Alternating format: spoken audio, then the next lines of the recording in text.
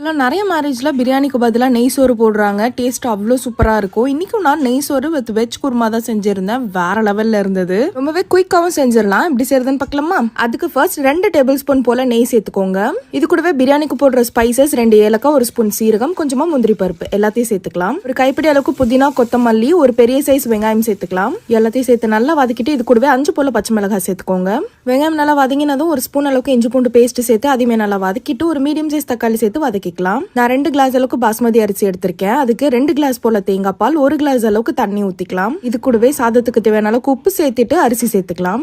Close பண்ணிடுங்க. சாதம் இந்த அளவுக்கு நல்லா வெந்து வந்ததும் நம்ம இதை தம் போட்டுக்கலாம். கீழே தோசைகள் மேல இந்த மாதிரி வெயிட் வச்சுக்கோங்க. இதே மெத்தட குக்கர்ல செஞ்சீங்கன்னா 2 விசில் விட்டுட்டு பிரஷர் ஃபுல்லா போனதை ஓபன் பண்ணிக்கோங்க. 10 மினிட்ஸ் போல தம் போட்டுட்டு ஓபன் பண்ணீங்கன்னா சூப்பரான நெய் சோறு ரெடி. கண்டிப்பா ட்ரை பண்ணுங்க. மறக்காம நம்ம சேனலை சப்ஸ்கிரைப் பண்ணிக்கோங்க. பாய்.